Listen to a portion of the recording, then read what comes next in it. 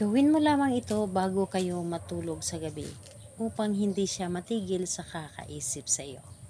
Hello mga guys, kumusta kayo? Panibagong araw, panibagong video na naman tayo. And sa araw na ito ay isa na namang video ang aking tuturo sa inyo na simpleng gabay o simpleng pamamaraan na makakatulong sa atin.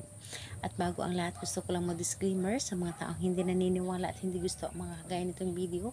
Please skip this video and maghanap kayo ng videos na gustong-gusto nyo dahil ang video na ito ay para lamang ito sa mga taong naniniwala and gusto mag-try. Sa lahat po ng mga nagko-comment po dito sa aking video dito sa loob ng aking channel, mag-ingat sa lahat ng mga nagre-reply sa inyo na dinadala kayo sa akin ng WhatsApp in Imo app upang makaiwas po tayo sa scam.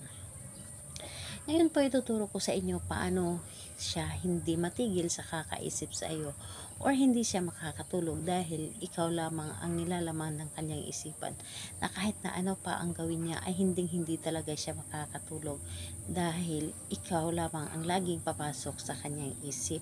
So dito po ay pwede mo itong gawin sa parehas ang kasarian. So lalo na kapag kayo ay magka-LDR, pwede mo itong gawin sa kanya para wala siyang ibang laman ng kanyang isip kundi ikaw lamang. So ang dapat nating ihanda dito is sarili lamang natin, and wala tayong gagamitin kundi sarili lamang natin. Kailangan na alam natin sa ating sarili na malakas yung energy natin, alam natin sa ating sarili na naniniwala tayo sa ating ginagawa, and hindi tayo nagdududa na para bang hinihila tayo na gawin natin ang isang bagay o ang isang ritual. So ayun po, kapag ready ka na ay pwede mo na itong umpisahan kapag alam mo na sa iyong sarili na para bang, or alam mo sa iyong sarili na hindi ka nagdududa sa dapat mong gawin. So ayun po, kapag ikaw ay nasa loob na ng iyong kwarto or nasa loob na or nasa higaan ka na, kahit ikaw ay nakaupo, ikaw ay nakahiga, pwede mo itong gawin.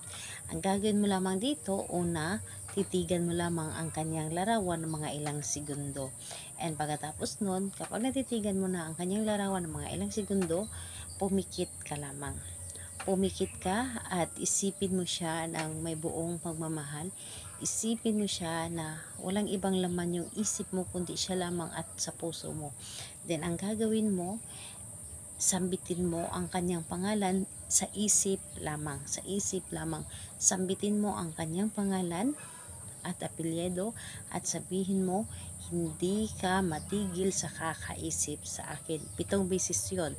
Again po, pangalan, apelyido, hindi ka matigil sa kakaisip sa akin hanggang matapos ang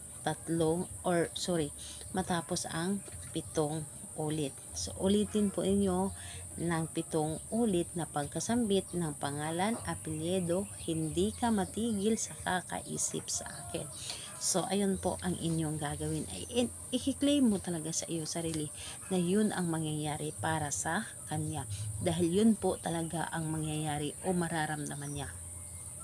So ayun po, pagkatapos nun, idilot mo ang iyong mga mata at pwede mo nang gawin yung iba mong gawin bago ka matulog. So ayun po, or talagang papatulog ka na, yun po ang gagawin ninyo.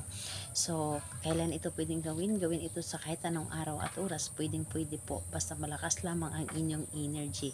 Napaka-effective nito, maniwala kayo, dahil ito ay lagi kong ginagawa sa aking asawa. So ayun po, salamat po sa inyo, bye bye everyone, God bless us all.